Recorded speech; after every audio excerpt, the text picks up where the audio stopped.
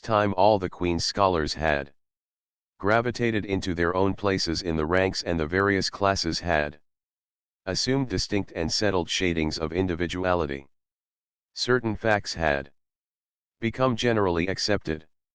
It was admitted that the medal contestants had practically narrowed down to three: Gilbert Blythe, Anne Shirley, and Lewis Wilson. The Avery scholarship was more doubtful, any one of a certain six being a possible winner. The bronze medal for mathematics was considered as good as won by a fat, funny little up-country boy with a bumpy forehead and a patched coat. Ruby Gillis was the handsomest girl of the year at the Academy. In the second year classes, Stella Maynard carried off the palm for beauty, with small but critical minority in favor of Anne Shirley. Ethel Marr was admitted by all competent judges to have the most stylish modes of hairdressing, and Jane Andrews' plain, plodding, conscientious Jane carried off the honors. In the domestic science course, even Josie Pye attained a certain preeminence as the sharpest-tongued young lady in attendance at Queen's. So it may be fairly stated that Miss Stacy's old pupils held their own in the wider arena of the academical course, and worked hard and steadily. Her rivalry with Gilbert was as intense as it had ever been in Avonlea School, although it was not known in the class at large, but somehow the bitterness had gone out of it, and no longer wished to win for the sake of defeating Gilbert, rather, for the proud consciousness of a well-won victory over a worthy foeman. It would be worthwhile to win, but she no longer thought life would be insupportable if she did not. In spite of lessons, the students found opportunities for pleasant times. Anne spent many of her spare hours at Beechwood and generally ate her Sunday dinners there and went to church with Miss Barry. The latter was, as she admitted, growing old, but her black eyes were not dim nor the vigor of her tongue in the least abated. But she never sharpened the latter on Anne, who continued to be a prime favorite with the critical old lady. "That Anne girl improves all the time," she said. "I get tired of other girls, there is such a provoking and eternal sameness about them. Anne has as many shades as a rainbow, and every shade is the prettiest while it lasts. I don't know that she is as amusing as she was when she was a child, but she makes me love her, and I like people who make me love them. It saves me so much trouble in making myself love them." Then, almost before anybody realized it, spring had come. Out in Avonlea the Mayflowers were peeping pinkly out on the sere barrens where snow wreaths lingered, and the mist of green was on the woods and in the valleys. But in Charlottetown harassed Queen's students thought and talked only of examinations. "It doesn't seem possible that the term is nearly over," said Anne. "Why, last fall it seemed so long to look forward to a whole winter of studies and classes. And here we are, with the exams looming up next week. Girls, sometimes I feel as if those exams meant everything, but when I look at the big buds swelling on those chestnut trees and the misty blue air at the end of the streets, they don't seem half so important." Jane and Ruby and Josie, who had dropped in, did not take this view of it. To them the coming examinations were constantly very important indeed, far more important than chestnut buds or Maytime hazes. It was all very well for Anne, who was sure of passing at least, to have her moments of belittling them. But when your whole future depended on them, as the girls truly thought theirs did, you could not regard them philosophically. "I've lost 7 pounds in the last 2 weeks, sighed Jane. "It's no use to say don't worry. I will worry. Worrying helps you some. It seems as if you were doing something when you're worrying. It would be dreadful if I failed to get my license after going to Queen's all winter and spending so much money."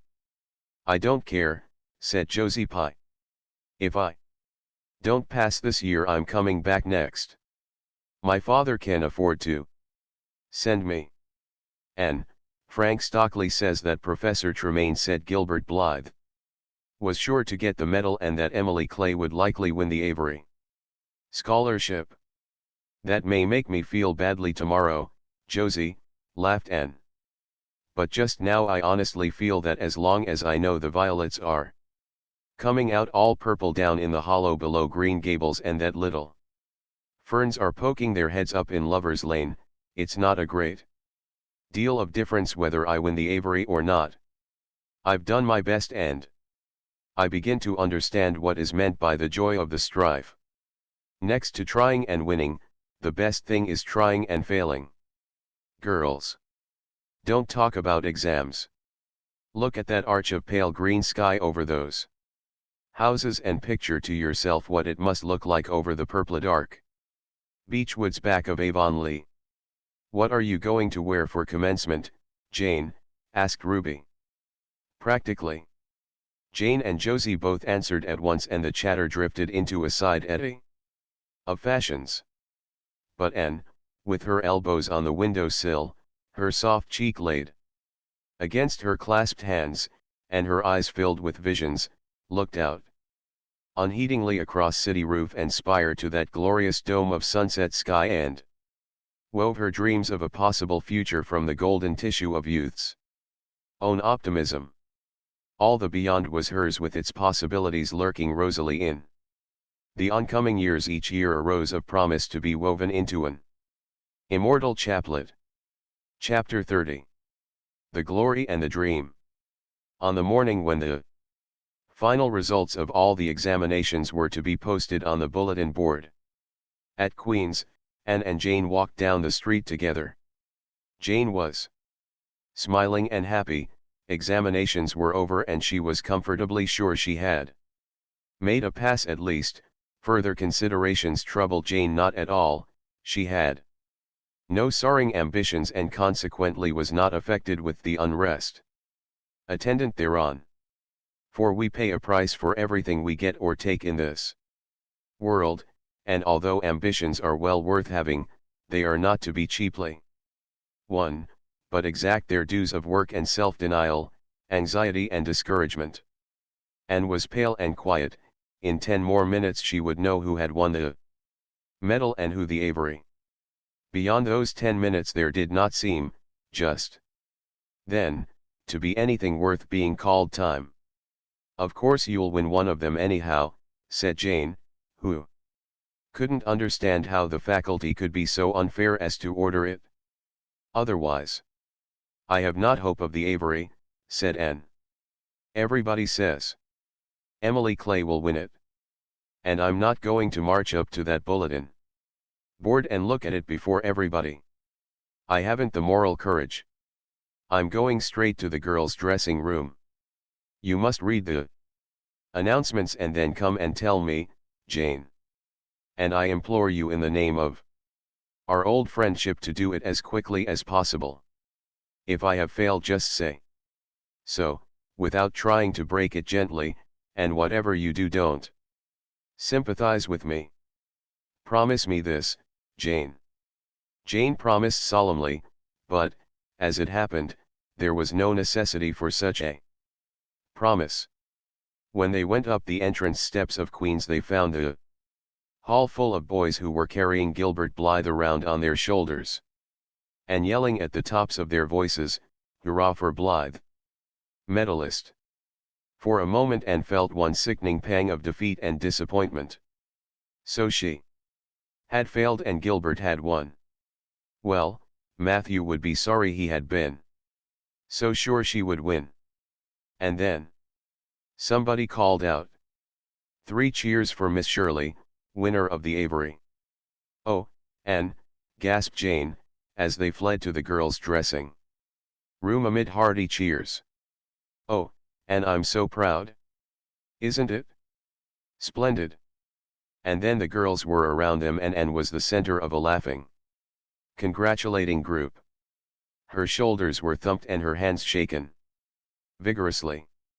She was pushed and pulled and hugged, and among it all she managed to whisper to Jane, "Oh, won't Matthew and Marilla be pleased?" I must write the news. Home right away. Commencement was the next important happening. The exercises were held in the big assembly hall of the academy. Addresses were given, essays read, songs sung, the public award of diplomas, prizes and medals made.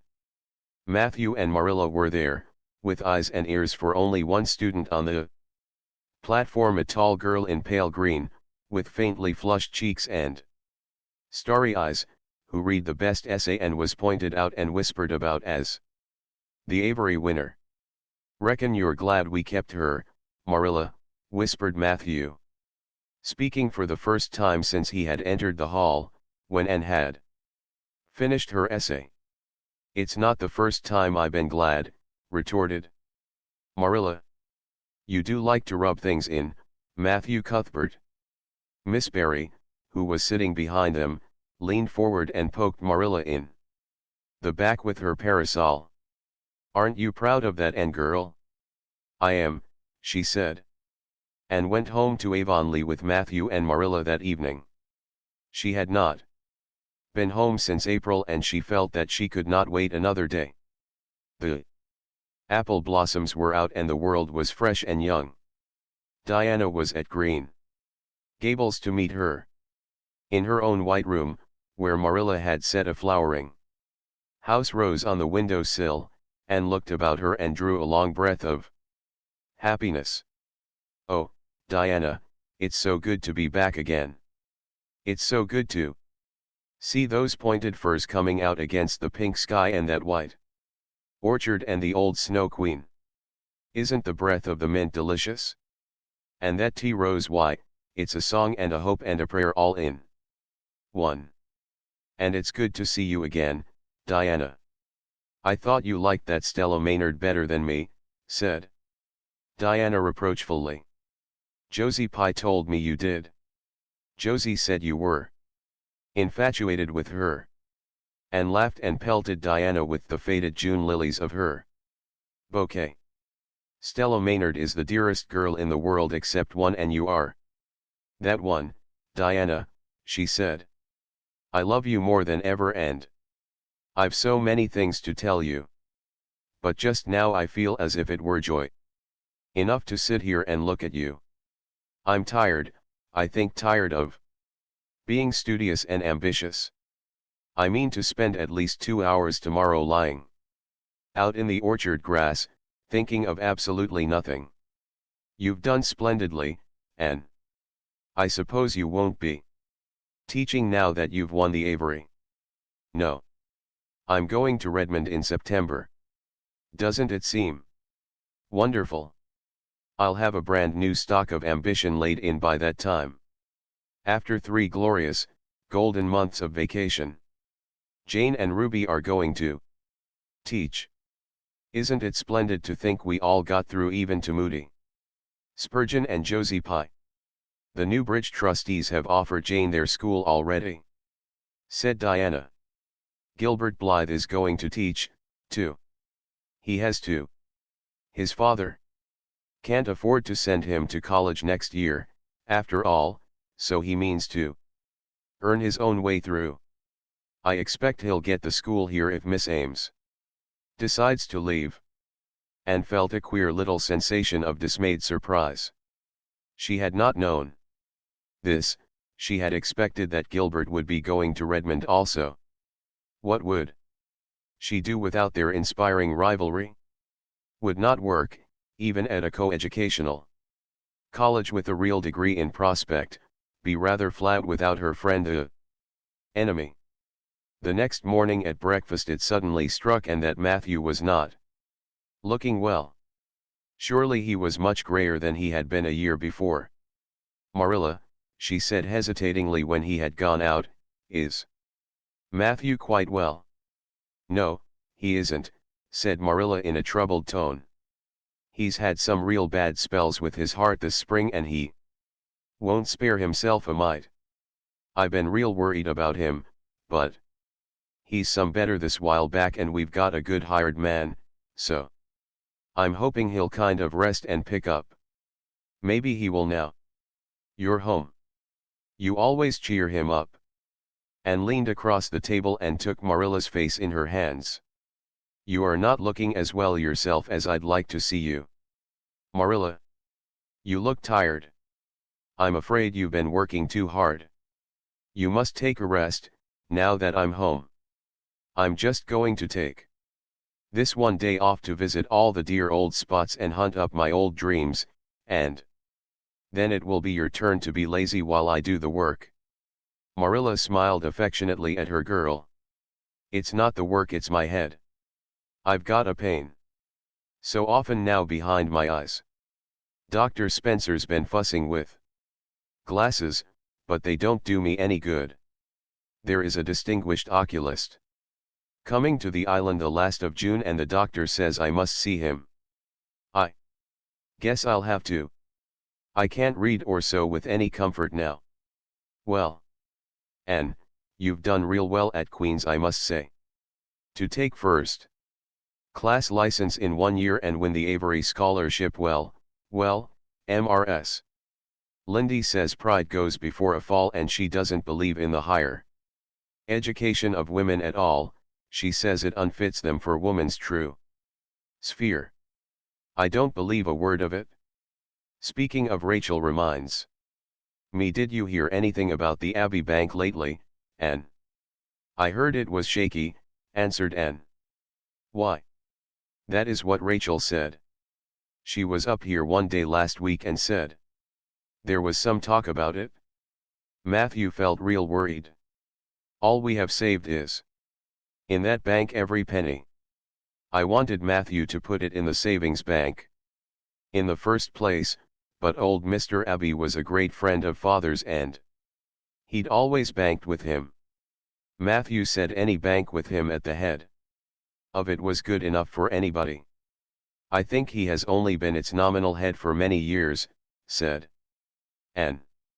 He is a very old man, his nephews are really at the head of the institution. Well, when Rachel told us that, I wanted Matthew to draw our money right out and he said he'd think of it. But Mr. Russell told him yesterday that the bank was all right. Anne had her good day in the companionship of the outdoor world. She never forgot that day, it was so bright and golden and fair, so free from shadow and so lavish of blossom. Anne spent some of its rich hours in the orchard. She went to the Dryad's Bubble and Willowmere and Violet Vale. She called at the manse and had a satisfying talk with Mrs. Allen, and finally in the evening she went with Matthew for the cows, through Lover's Lane to the back pasture. The woods were all gloried through with sunset and the warm splendor of it streamed down through the hill gaps in the west. Matthew walked slowly with bent head, and, tall and erect, suited her springing step to his. You've been working too hard today, Matthew, she said reproachfully. Why won't you take things easier? Well now, I can't seem to, said Matthew, as he opened the yard gate to let the cows through. It's only that I'm getting old, and keep forgetting it. Well, I've always worked pretty hard and I'd rather drop in harness. If I had been the boy you sent for, said Anne wistfully, I'd be able to help you so much now and spare you in 100 ways. I could find it in my heart to wish I had been, just for that. Well now, I'd rather have you than a dozen boys, Anne said Matthew, patting her hand. Just mind you that, rather than a dozen boys. Well now, I guess it wasn't a boy that took the Avery Scholarship. Was it? It was a girl, my girl that I'm proud of. He smiled his shy smile at her as he went into the yard. And took the memory of it with her when she went to her room that night and sat for a long while at her open window, thinking of the past and dreaming of the future. Outside, the Snow Queen was mistily white in the moonshine, the frogs were singing in the marsh beyond Orchard Slope. Anne always remembered the silvery, peaceful beauty and fragrant calm of that night. It was the last night before sorrow touched her life, and no life is ever quite the same again when once that cold, sanctifying touch has been laid upon it. Chapter XXXVII. The Reaper whose name is Death. Matthew, Matthew, what is the matter? Matthew, are you sick? It was Marilla who spoke, alarm in every jerky word, and came through the hall, her hands full of white narcissus. It was long before Anne could love the sight or odor of white narcissus again in time to hear her and to see Matthew standing in the porch doorway, a folded paper in his hand, and his face strangely drawn and gray.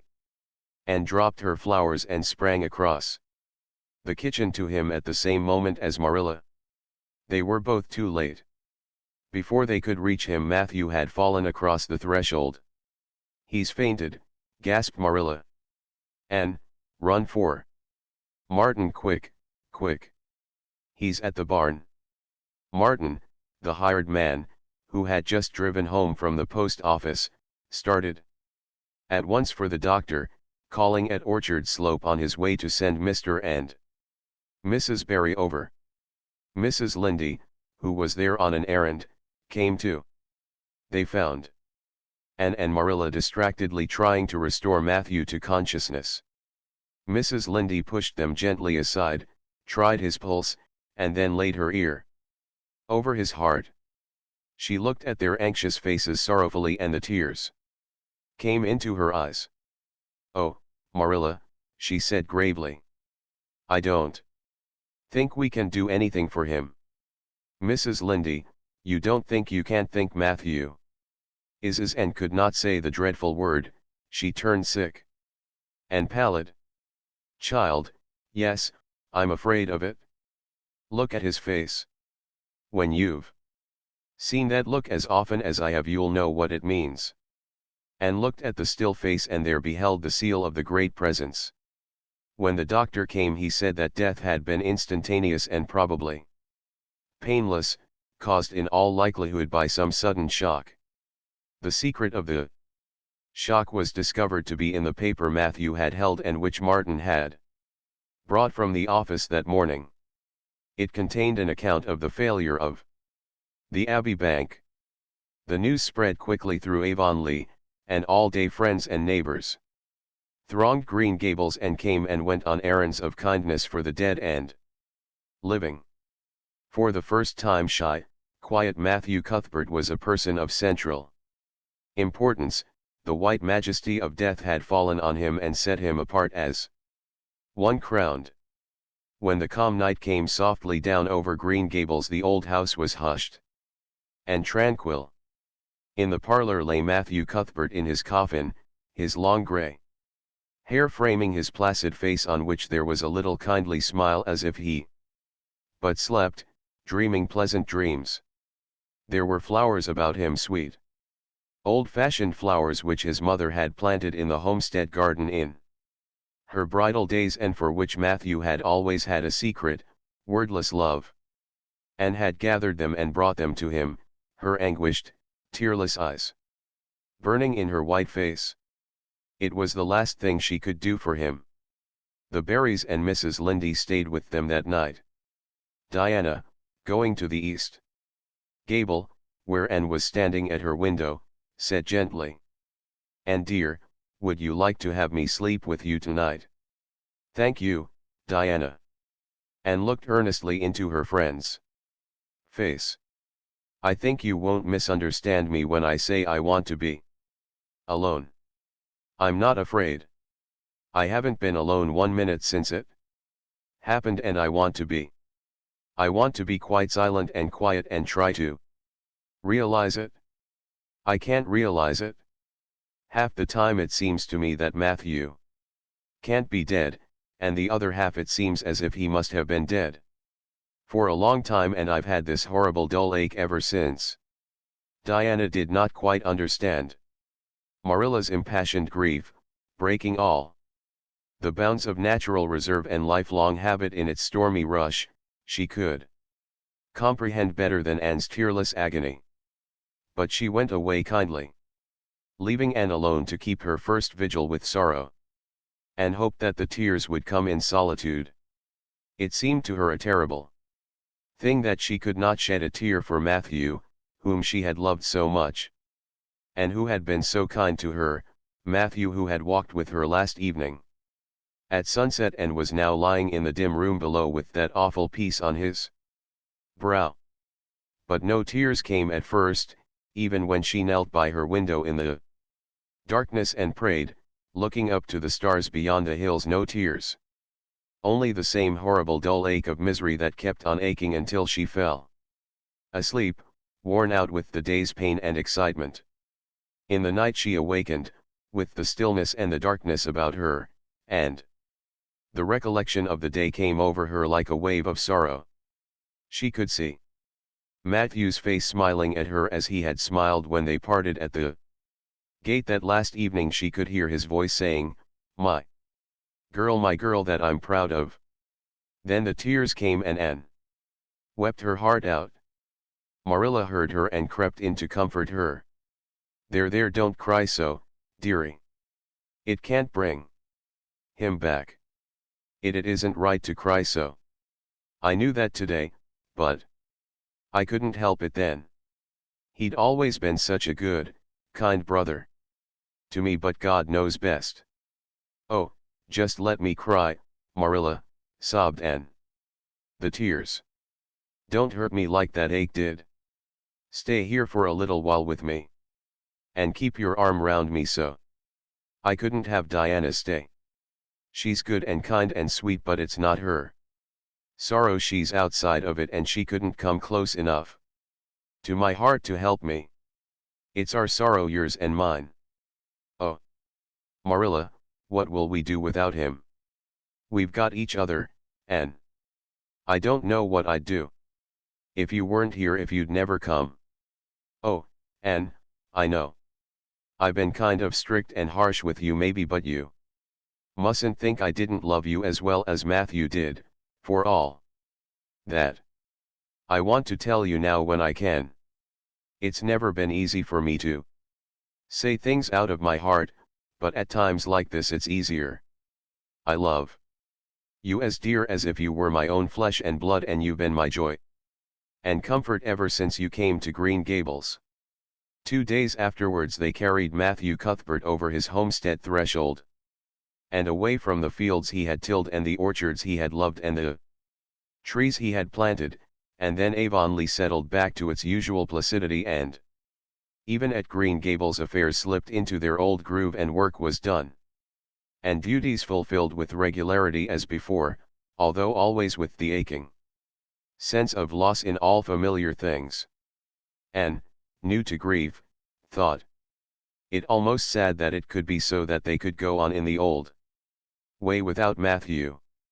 She felt something like shame and remorse when she discovered that the sun rises behind the firs and the pale pink buds opening in the garden gave her the old inrush of gladness when she saw them, that Diana's visits were pleasant to her, and that Diana's merry words and ways moved her to laughter and smiles, that, in brief, the beautiful world of blossom and love and friendship had lost none of its power to please her fancy and thrill her heart, that life still called to her with many insistent voices. It seems like disloyalty to Matthew, somehow, to find pleasure in these things now that he has gone, she said wistfully to Mrs. Allen one evening when they were together in the manse garden. I miss him so much all the time, and yet, Mrs. Allen, the world and life seem very beautiful and interesting to me for all. Today Diana said something funny and I found myself laughing. I thought when it happened I could never laugh again. And it somehow seems as if I oughtn't to. When Matthew was here he liked to hear you laugh, and he liked to know that you found pleasure in the pleasant things around you, said Mrs. Allen gently. He is just away now, and he likes to know it just the same. I am sure we should not shut our hearts against the healing influences that nature offers us. But I can understand your feeling. I think we all experience the same thing. We resent the thought that anything can please us. When someone we love is no longer here to share the pleasure with us, and we almost feel as if we were unfaithful to our sorrow when we find our interest in life returning to us. I was down to the graveyard to plant a rosebush on Matthew's grave this afternoon, said Anne dreamily. I took a slip of the little white Scotch rosebush his mother brought out from Scotland long ago. Matthew always liked those roses the best, they were so small and sweet on their thorny stems. It made me feel glad that I could plant it by his grave, as if I were doing something that must please him in taking it there to be near him. I hope he has roses like them in heaven. Perhaps the souls of all those little white roses that he has loved so many summers were all there to meet him. I must go home now. Marilla is all alone and she gets lonely at twilight. She will be lonelier still, I fear, when you go away again to college, said Mrs. Allen. Anne did not reply. She said good night and went slowly back to Green Gables. Marilla was sitting on the front door steps and Anne sat down beside her. The door was open behind them, held back by a big pink conch shell with hints of sea sunsets in its smooth inner convolutions. Anne gathered some sprays of pale yellow honeysuckle and put them in her hair. She liked the delicious hint of fragrance, as some aerial benediction, above her every time she moved. Dr. Spencer was here while you were away, Marilla said. He says that the specialist will be in town tomorrow and he insists that I must go in and have my eyes examined. I suppose I'd better go and have it over. I'll be more than thankful if the man can give me the right kind of glasses to suit my eyes. You won't mind staying here alone while I'm away, will you? Martin will have to drive me in and there's ironing and baking to do. I shall be all right. Diana will come over for company for me. I shall attend to the ironing and baking beautifully, you needn't fear that. I'll starch the handkerchiefs or flavor the cake with liniment. Marilla laughed. What a girl you were for making mistakes in them days, Anne. You were always getting into scrapes. I did used to think you were possessed. Do you mind the time you dyed your hair? Yes, indeed. I shall never forget it, smiled Anne, touching the heavy braid of hair that was wound about her shapely head. I laugh a little now sometimes when I think what a worry my hair used to be to me, but I don't laugh much, because it was a very real trouble then. I did suffer terribly over my hair and my freckles. My freckles are really gone, and people are nice enough to tell me my hair is auburn now, all but Josie Pye. She informed me yesterday that she really thought it was redder than ever, or at least my black dress made it look redder, and she asked me if people who had red hair ever got used to having it. Marilla, I've almost decided to give up trying to like Josie Pye. I've made what I would once have called a heroic effort to like her, but Josie Pye won't be liked. Josie is a Pye, said Marilla sharply, so she can't help being disagreeable. I suppose people of that kind serve some useful purpose in society, but I must say I don't know what it is any more than I know the use of thistles. Is Josie going to teach? No, she is going back to Queen's next year. So are Moody Spurgeon and Charlie Sloane. Jane and Ruby are going to teach, and they have both got schools, Jane at Newbridge and Ruby at some place up west. Gilbert Blythe is going to teach too, isn't he? Yes, briefly. What a nice-looking fellow he is, said Marilla absently. I saw him in church last Sunday and he seemed so tall and manly. He looks a lot like his father did at the same age. John Blythe was a nice boy. We used to be real good friends, he and I. People called him my beau. Anne looked up with swift interest. Oh, Marilla, and what happened? Why didn't you? We had a quarrel. I wouldn't forgive him when he asked me to. I meant to, after a while, but I was sulky and angry and I wanted to punish him first. He never came back. The Blythes were almighty independent. But I always felt rather sorry. I've always kind of wished I'd forgiven him when I had the chance. So you've had a bit of romance in your life, too, said Anne softly. Yes, I suppose you might call it that. You wouldn't think so too. Look at me, would you? But you never can tell about people from their outsides. Everybody has forgot about me and John. I'd forgotten myself. But it all came back to me when I saw Gilbert last Sunday. Chapter 38. The Bend in the Road. Marilla went to town the next day and returned in the evening. Anne had gone over to Orchard Slope with Diana and came back to find Marilla in the kitchen, sitting by the table with her head leaning on her hand. Something in her dejected attitude struck a chill to Anne's heart. She had never seen Marilla sit limply inert like that. Are you very tired, Marilla? Yes, no, I don't know, said Marilla wearily, looking up. I suppose I am tired, but I haven't thought about it. It's not that. Did you see the oculist? What did he say? Asked Anne anxiously. Yes, I saw him. He examined my eyes. He says that if I give up all reading and sewing entirely and any kind of work that strains the eyes, and if I'm careful not to cry, and if I wear the glasses he's given me, he thinks my eyes may not get any worse and my headaches will be cured. But if I don't, he says I'll certainly be stone blind in 6 months. Blind. And, just think of it.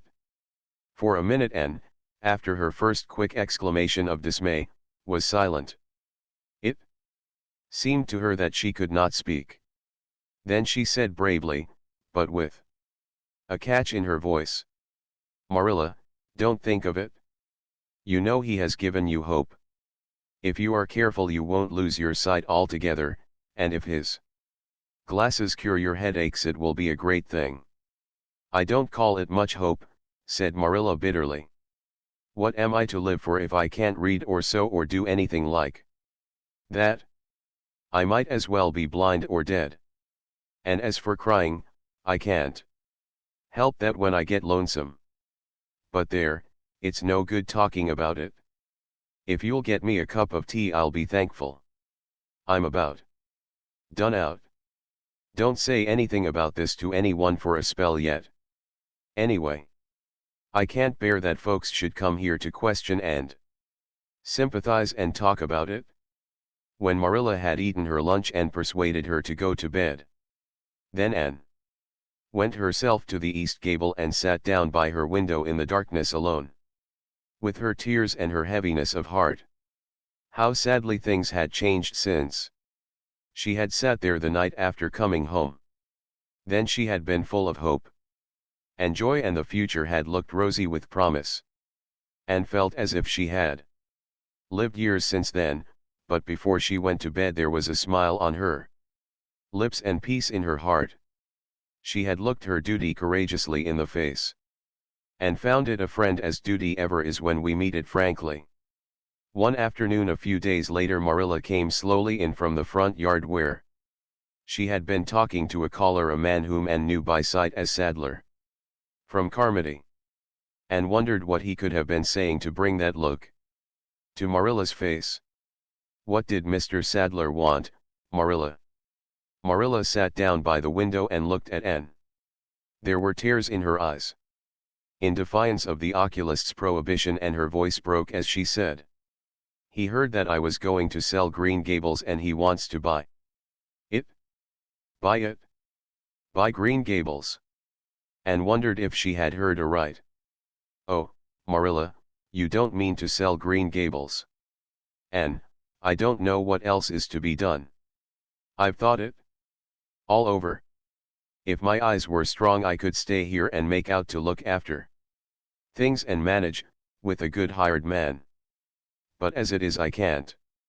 I may lose my sight altogether, and anyway I'll not be fit to run things. Oh, I never thought I'd live to see the day when I'd have to sell my home. But things would only go behind worse and worse all the time, till nobody would want to buy it. Every cent of our money went in that bank, and there's some notes Matthew gave last fall to pay. Mrs. Lindy advises me to sell the farm and board somewhere with her. I suppose it won't bring much, it's small and the buildings are old. But it'll be enough for me to live on, I reckon. I'm thankful you're provided for with that scholarship, and I'm sorry you won't have a home to come to in your vacations, that's all, but I suppose you'll manage somehow. Marilla broke down and wept bitterly. You mustn't sell Green Gables, said Anne resolutely. Oh, Anne, I wish I didn't have to. But you can see for yourself. I can't stay here alone. I'd go crazy with trouble and loneliness. And my sight would go, I know it would. You won't have to stay here alone, Marilla. I'll be with you. I'm not going to Redmond. Not going to Redmond. Marilla lifted her worn face from her hands and looked at Anne. Why, what do you mean? Just what I say. I'm not going to take the scholarship. I decided so the night after you came home from town. You surely don't think I could leave you alone in your trouble, Marilla, after all you've done for me. I've been thinking and planning. Let me tell you my plans. Mr. Barry wants to rent the farm for next year. So you won't have any bother over that. And I'm going to teach. I've applied for the school here, but I don't expect to get it, for I understand the trustees have promised it to Gilbert Blythe.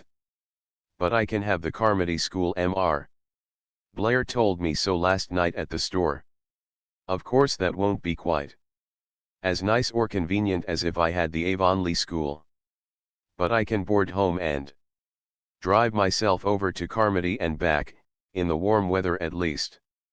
And even in winter I can come home Fridays. We'll keep a horse for that. Oh, I have it all planned out, Marilla. And I'll read to you and keep you cheered up. You shan't be dull or lonesome. And we'll be real cozy and happy here together, you and I. Marilla had listened like a woman in a dream. Oh, Anne, I could get on real well if you were here, I know. But I can't let you sacrifice yourself so for me. It would be terrible. Nonsense. Anne laughed merrily. There is no sacrifice. Nothing could be worse than giving up Green Gables. Nothing could hurt me more. We must keep the dear old place. My mind is quite made up, Marilla. I'm not going to Redmond, and I am going to stay here and teach. Don't you worry about me a bit. But your ambitions, and I'm just as ambitious as ever. Only, I've changed the object of my ambitions. I'm going to be a good teacher, and I'm going to save your eyesight. Besides, I mean to study at home here and take a little college course all by myself. Oh, I've dozens of plans, Marilla. I've been thinking them out for a week. I shall give life here my best. And I believe it will give its best to me in return. When I left Queens, my future seemed to stretch out before me like a straight road.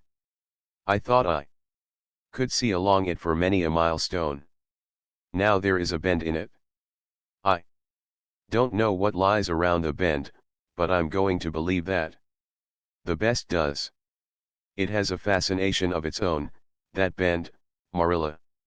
I wonder how the road beyond it goes, what there is of green glory and soft checkered light and shadows, what new landscapes, what new beauties, what curves and hills and valleys further on. I don't feel as if I ought to let you give it up, said Marilla, referring to the scholarship. But you can't prevent me. I'm 16 and a half. Obstinate as a mule, as Mrs. Lynde once told me, laughed Anne. Oh, Marilla, don't you go pitying me. I don't like to be pitied, and there is no need for it. I'm heart glad over the very thought of staying at dear Green Gables. Nobody could love it as you and I do, so we must keep it. You blessed girl, said Marilla, yielding. I feel as if you'd given me new life. I guess I ought to stick out and make you go to college, but I know I can't, so I ain't going to try. I'll make it up to you though, Anne. When it became noised abroad in Avonlea that Anne Shirley had given up the idea of going to college and intended to stay home and teach, there was a good deal of discussion over it. Most of the good folks, not knowing about Marilla's eyes, thought she was foolish. Mrs. Allen did not. She told and so in approving words that brought tears of pleasure to the girls' eyes. Neither did good Mrs. Lynde. She came up one evening and found Anne and Marilla sitting at the front door in the warm, scented summer dusk. They liked to sit there when the twilight came down and the white moths flew about in the garden and the odor of mint filled the dewy air. Mrs. Rachel deposited her substantial person upon the stone bench by the door, behind which grew a row of tall pink and yellow hollyhocks, with a long breath of mingled weariness and relief. I declare I'm getting glad to sit down.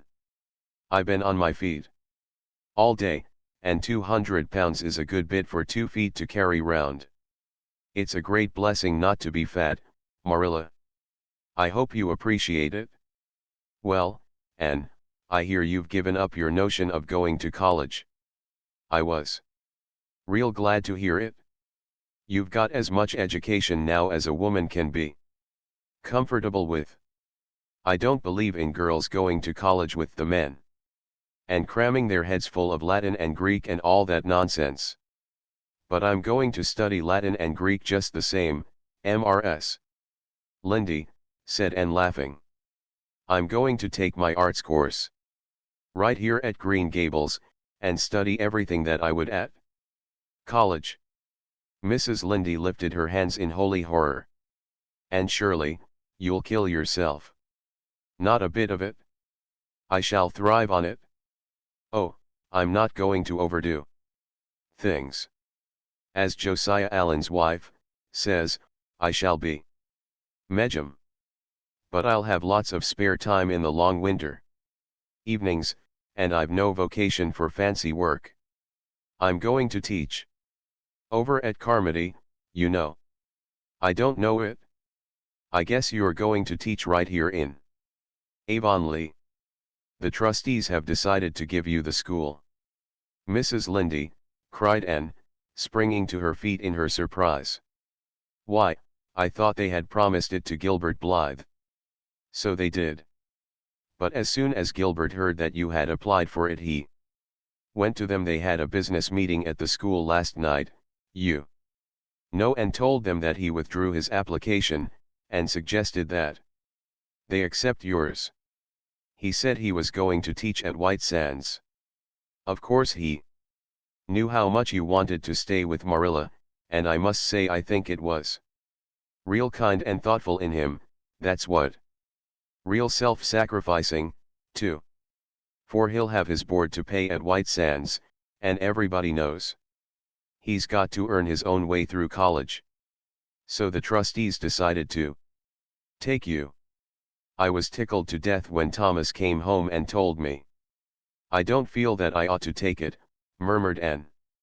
I mean, I don't think I ought to let Gilbert make such a sacrifice for me. I guess you can't prevent him now. He's signed papers with the White Sands trustees. So it wouldn't do him any good now if you were to refuse. Of course you'll take the school. You'll get along all right, now that there are no pies going.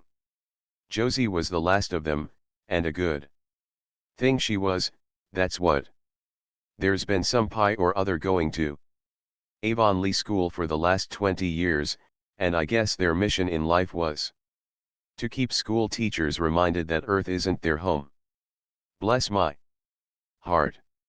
What does all that winking and blinking at the Barry Gable mean?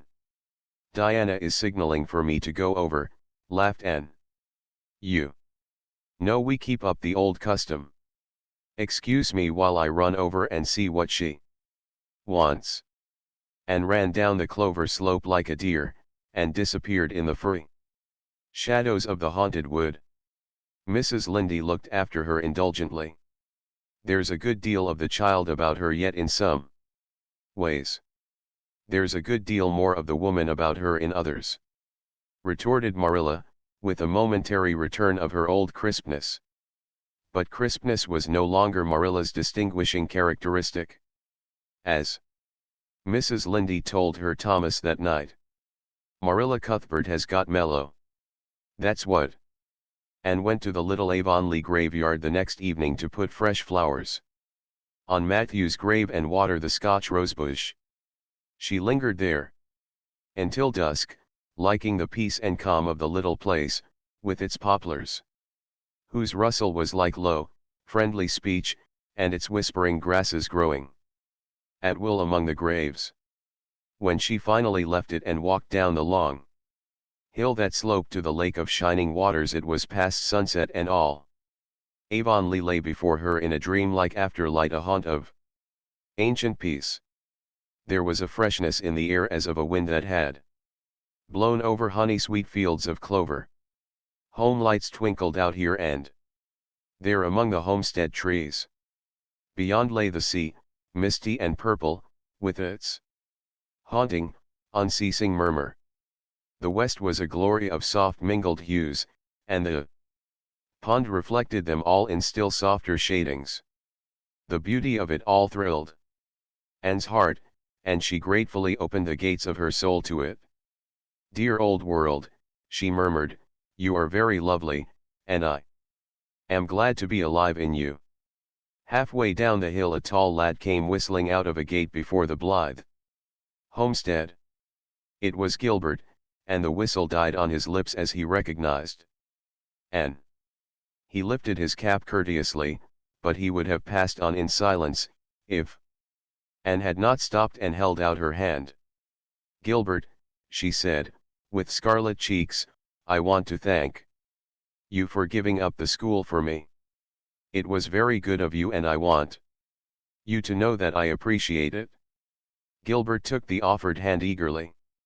"It wasn't particularly good of me at all, Anne. I was pleased to be able to do you some small service. Are we going to be friends after this? Have you really forgiven me my old fault?" Anne laughed and tried unsuccessfully to withdraw her hand. "I forgave you that day by the pond landing, although I didn't know it. What a stubborn little goose I was. I may as well make a complete confession. I've been sorry ever since." "We are going to be the best of friends," said Gilbert, jubilantly. "We were born to be good friends, Anne. You've thwarted destiny enough. I know we can help each other in many ways. You are going to keep up your studies, aren't you?" "So am I. Come, I'm going to walk home with you." Marilla looked curiously at Anne when the latter entered the kitchen. "Who was that came up the lane with you, Anne?"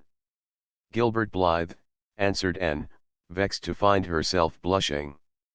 "I met him on Barry's Hill." "I didn't think you and Gilbert Blythe were such good friends that you'd stand for half an hour at the gate talking to him," said Marilla with a dry smile. "We haven't been, we've been good enemies. But we have decided that it will be much more sensible to be good friends in the future." "Were we really there half an hour?" "It seemed just a few minutes. But, you see, we have 5 years lost conversations to catch up with, Marilla." And sat long at her window that night, companioned by a glad content. The wind purred softly in the cherry boughs, and the mint breaths came up to her. The Stars twinkled over the pointed firs in the hollow, and Diana's light gleamed through the old gap. Anne's horizons had closed in since the night she had sat there after coming home from Queen's, but if the path set before her feet was to be narrow, she knew that flowers of quiet happiness would bloom along it. The joy of sincere work and worthy aspiration and congenial friendship were to be hers. Nothing could rob her of her birthright of fancy or her ideal world of dreams. And there was always the bend in the road. God's in his heaven, all's right with the world, whispered Anne softly. End of the Project Gutenberg ebook and of Green Gables. Updated editions will replace the previous one. The old editions will be renamed. Creating the works from print editions not protected by U.S. copyright law means that no one owns a United States copyright in these works. So the Foundation, and you, can copy and distribute it in the United States without permission and without paying copyright royalties. Special rules, set forth in the General Terms of Use part of this license, apply to copying and distributing Project Gutenberg trademark electronic works to protect the Project Gutenberg trademark concept and trademark. Project Gutenberg is a registered trademark and may not be used if you charge for an ebook, except by following the terms of the trademark license, including paying royalties for use of the Project Gutenberg trademark. If you do not charge anything for copies of this ebook, complying with the trademark license is very easy. You may use this ebook for nearly any purpose, such as creation of derivative works, reports, performances, and research. Project Gutenberg ebooks may be modified and printed and given away. You may do practically anything in the United States with ebooks not protected by U.S. copyright law. Redistribution is subject to the trademark license, especially commercial redistribution. Start, full license. The full Project Gutenberg license. Please read this before you distribute or use this work. To protect the Project Gutenberg trademark mission of promoting the free distribution of electronic works, by using or distributing this work, or any other work associated in any way with the phrase Project Gutenberg, you agree to comply with all the terms of the full Project Gutenberg trademark license available with this file or online at www.gutenberg.org/license. Section 1. General Terms of Use and Redistributing Project Gutenberg Trademark. Electronic Works. 1.a. By reading or using any part of this Project Gutenberg trademark electronic work, you indicate that you have read, understand, agree to, and accept all the terms of this license and intellectual property trademark/copyright agreement. If you do not agree to abide by all the terms of this agreement, you must cease using and return or destroy all copies of Project Gutenberg trademark electronic works in your possession. If you paid a fee for obtaining a copy of or access to a Project Gutenberg trademark electronic work and you do not agree to be bound by the terms of this agreement, you may obtain a refund from the person or entity to whom you paid the fee as set forth in paragraph 1.e.8. 1.b. Project Gutenberg is a registered trademark. It may only be used on or associated in any way with an electronic work by people who agree to be bound by the terms of this agreement. There are a few things that you can do with most Project Gutenberg trademark electronic works, even without complying with the full terms of this agreement. See paragraph 1.c below. There are a lot of things you can do with Project Gutenberg trademark electronic works if you follow the terms of this agreement and help preserve free future access to Project Gutenberg trademark electronic works. See paragraph 1.e below. 1.c. The Project Gutenberg Literary Archive Foundation, the Foundation or PGLOF, owns a compilation copyright in the collection Of Project Gutenberg trademark electronic works. Nearly all the individual works in the collection are in the public domain in the United States. If an individual work is unprotected by copyright law in the United States and you are located in the United States, we do not claim a right to prevent you from copying, distributing, performing, displaying or creating derivative works based on the work as long as all references to Project Gutenberg are removed. Of course, we hope that you will support the Project Gutenberg trademark mission of promoting free access to electronic works by freely sharing Project Gutenberg trademark works in compliance with the terms of this agreement for keeping the Project Gutenberg trademark name associated with the work. You can easily comply with the terms of this agreement by keeping this work in the same format with its attached full Project Gutenberg trademark license when you share it without charge with others. 1.d. The copyright laws of the place where you are located also govern what you can do with this work. Copyright laws in most countries are in a constant state of change. If you are outside the United States, check the laws of your country in addition to the terms of this agreement before downloading, copying, displaying, performing, distributing or creating derivative works based on this work or any other Project Gutenberg trademark work. The Foundation makes no representations concerning the copyright status of any work in any country other than the United States. 1.e Unless you have removed all references to Project Gutenberg. 1.e.1. The following sentence, with active links to, or other immediate access to, the full Project Gutenberg trademark license must appear prominently whenever any copy of a Project Gutenberg trademark work, any work on which the phrase Project Gutenberg appears, or with which the phrase Project Gutenberg is associated, is accessed, displayed, performed, viewed, copied, or distributed. This ebook is for the use of anyone anywhere in the United States and most other parts of the world at no cost and with almost no restrictions whatsoever. You may copy it, give it away or reuse it under the terms of the Project Gutenberg license included with this ebook or online at www.gutenberg.org. If you are not located in the United States, you will have to check the laws of the country where you are located before using this ebook. 1.e.2. If an individual Project Gutenberg trademark electronic work is derived from texts not protected by U.S. copyright law, does not contain a notice indicating that it is posted with permission of the copyright holder, the work can be copied and distributed to anyone in the United States without paying any fees or charges. If you are redistributing or providing access to a work with the phrase Project Gutenberg associated with or appearing on the work, you must comply either with the requirements of paragraphs 1.e.1 through 1.e.7 or obtain permission for the use of the work and the Project Gutenberg trademark as set forth in paragraphs 1.e.8 or 1.e.9. 1.e.3.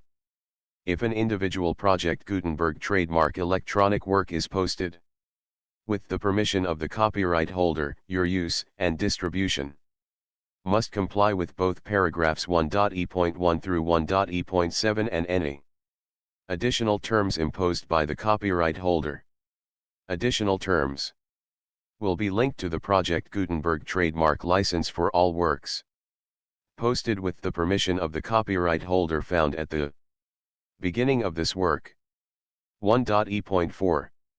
Do not unlink or detach or remove the full Project Gutenberg trademark license terms from this work, or any files containing a part of this work or any other work associated with Project Gutenberg trademark.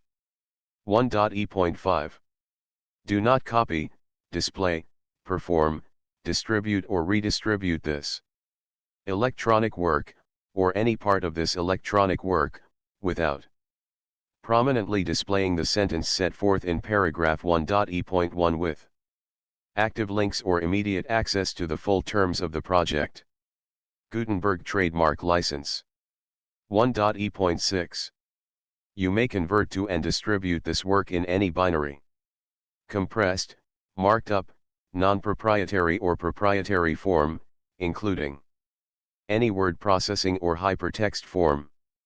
However, if you provide access to or distribute copies of a Project Gutenberg trademark work in a format other than plain vanilla ASCII or other format used in the official version posted on the official Project Gutenberg trademark website, www.gutenberg.org, you must, at no additional cost, fee, or expense to the user, provide a copy, a means of exporting a copy, or a means of obtaining a copy upon request, of the work in its original plain vanilla ASCII or other form. Any alternate format must include the full Project Gutenberg trademark license as specified in paragraph 1.e.1. 1.e.7. Do not charge a fee for access to, viewing, displaying, performing, copying, or distributing any Project Gutenberg trademark works, unless you comply with paragraph 1.e.8 or 1.e.9. 1.e.8. You may charge a reasonable fee for copies of or providing access to or distributing Project Gutenberg trademark electronic works, provided that you pay a royalty fee of 20% of the gross profits you derive from the use of Project Gutenberg trademark works calculated using the method you already used to calculate your applicable taxes. The fee is owed to the owner of the Project Gutenberg trademark, but he has agreed to donate royalties under this paragraph to the Project Gutenberg Literary Archive Foundation. Royalty payments must be paid within 60 days following each date on which you prepare, or are legally required to prepare, your periodic tax returns. Royalty payments should be clearly marked as such and sent to the Project Gutenberg Literary Archive Foundation at the address specified in Section 4, Information about donations to the Project Gutenberg Literary Archive Foundation. You provide a full refund of any money paid by a user who notifies you in writing, or by email, within 30 days of receipt that he does not agree to the terms of the full Project Gutenberg trademark license. You must require such a user to return or destroy all copies of the works possessed in a physical medium and discontinue all use of and all access to other copies of Project Gutenberg trademark works. You provide, in accordance with paragraph 1.f.3, a full refund of any money paid for a work or a replacement copy, if a defect in the electronic work is discovered and reported to you within 90 days of receipt of the work. You comply with all other terms of this agreement for free distribution of Project Gutenberg trademark works. 1.e.9. If you wish to charge a fee or distribute a Project Gutenberg trademark electronic work or group of works on different terms than are set forth in this agreement, you must obtain permission in writing from the Project Gutenberg Literary Archive Foundation, the manager of the Project Gutenberg trademark. Contact the Foundation as set forth in Section 3 below. 1.f. 1.f.1. Project Gutenberg volunteers and employees expend considerable effort to identify, do copyright research on, transcribe and proofread works not protected by U.S. copyright law in creating the Project Gutenberg trademark collection. Despite these efforts, Project Gutenberg trademark electronic works, and the medium on which they may be stored, may contain defects, such as, but not limited to, incomplete, inaccurate, or corrupt data, transcription errors, a copyright or other intellectual property infringement, a defective or damaged disk or other medium, a computer virus, or computer codes that damage or cannot be read by your equipment. 1.f.2 Limited warranty, disclaimer of damages, except for the right of replacement or refund described in paragraph 1.f.3, the project. Gutenberg Literary Archive Foundation, the owner of the project. Gutenberg trademark, and any other party distributing a project. Gutenberg trademark electronic work under this agreement, disclaim all liability to you for damages, costs, and expenses, including legal fees. You agree that you have no remedies for negligence, strict liability, breach of warranty or breach of contract except those provided in paragraph 1.f.3. You agree that the foundation, the trademark owner, and any distributor under this agreement will not be liable to you for actual, direct, indirect, consequential, punitive or incidental damages even if you give notice of the possibility of such damage. 1.f.3 Limited right of replacement or refund, if you discover a defect in this electronic work within 90 days of receiving it, you can receive a refund of the money, if any, you paid for it by sending a written explanation to the person you received the work from. If you received the work on a physical medium, you must return the medium with your written explanation. The person or entity that provided you with the defective work may elect to provide a replacement copy in lieu of a refund. If you received the work electronically, the person or entity providing it to you may choose to give you a second opportunity to receive the work electronically in lieu of a refund. If the second copy is also defective, you may demand a refund in writing, without further opportunities to fix the problem. 1.f.4 Except for the limited right of replacement or refund set forth in paragraph 1.f.3, this work is provided to you as is, with no other warranties of any kind, express or implied, including but not limited to warranties of merchantability or fitness for any purpose. 1.f.5 Some states do not allow disclaimers of certain implied warranties or the exclusion or limitation of certain types of damages. If any disclaimer or limitation set forth in this agreement violates the law of the state applicable to this agreement, the agreement shall be interpreted to make the maximum disclaimer or limitation permitted by the applicable state law. The invalidity or unenforceability of any provision of this agreement shall not void the remaining provisions. 1.f.6 Indemnity. You agree to indemnify and hold the foundation, the trademark owner, any agent or employee of the foundation, anyone providing copies of Project Gutenberg trademark electronic works in accordance with this agreement, and any volunteers associated with the production, promotion, and distribution of Project Gutenberg trademark electronic works, harmless from all liability, costs, and expenses, including legal fees, that arise directly or indirectly from any of the following which you do or cause to occur: a. Distribution of this or any Project Gutenberg trademark work, b. Alteration, modification, or additions or deletions to any Project Gutenberg trademark work, and c. Any defect you cause. Section 2.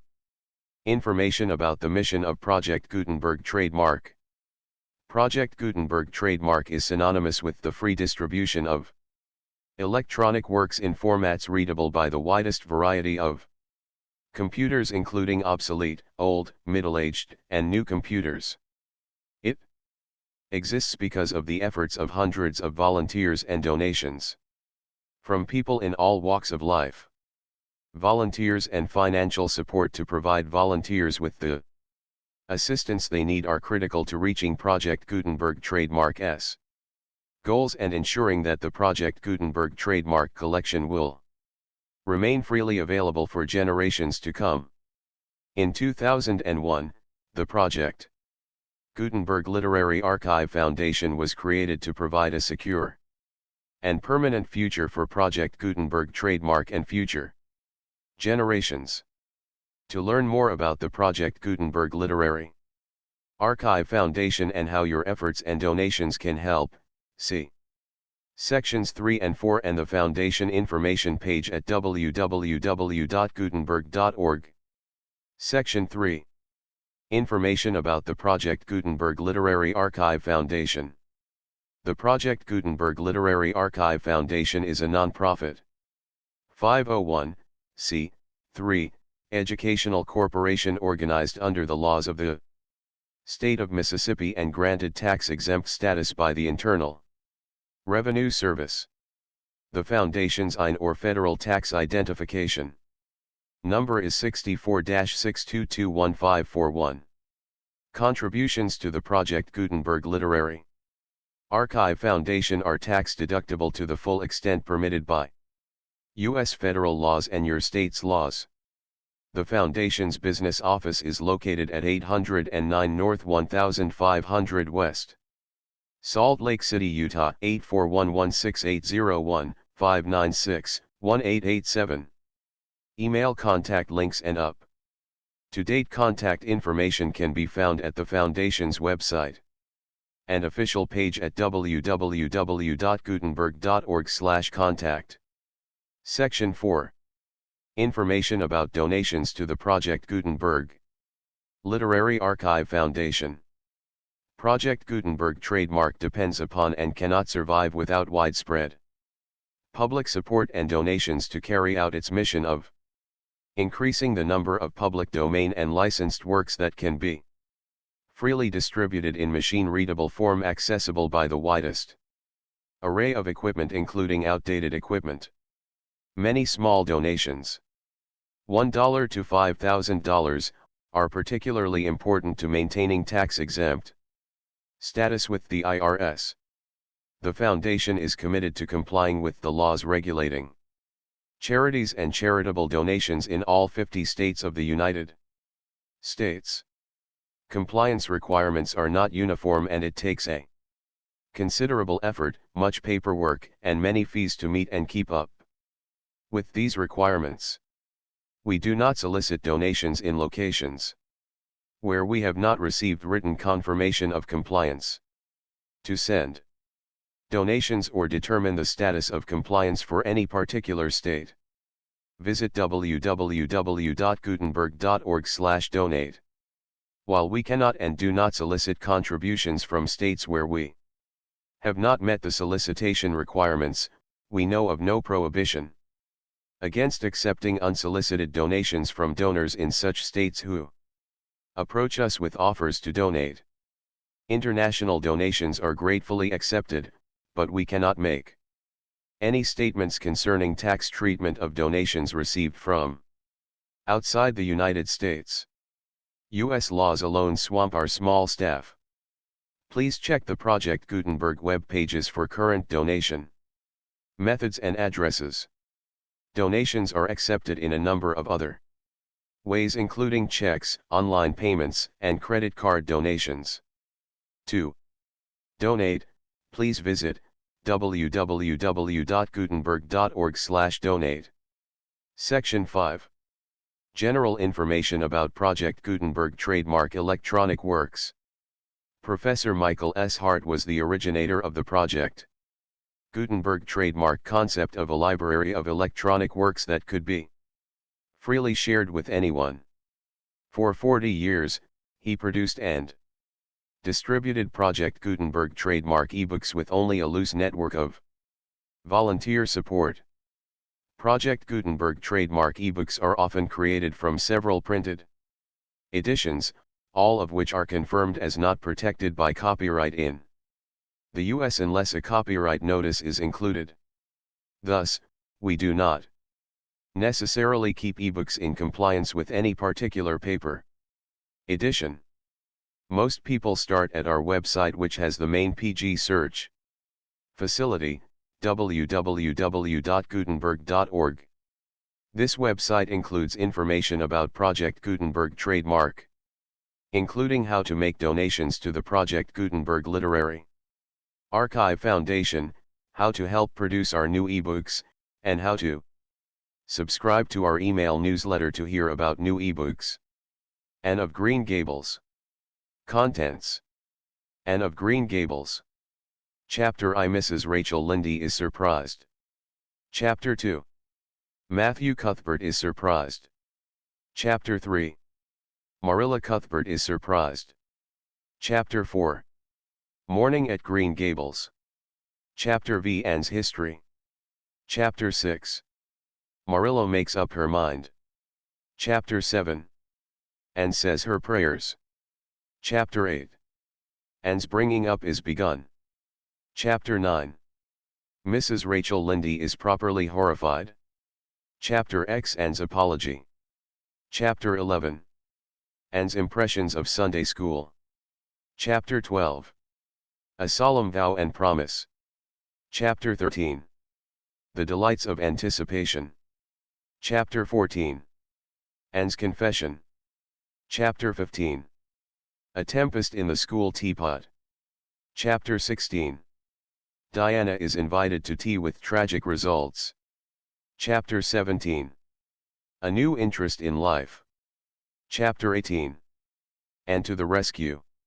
Chapter 19. A concert, a catastrophe and a confession. Chapter XX. A good imagination gone wrong. Chapter XXI. A new departure in flavorings. Chapter XXII.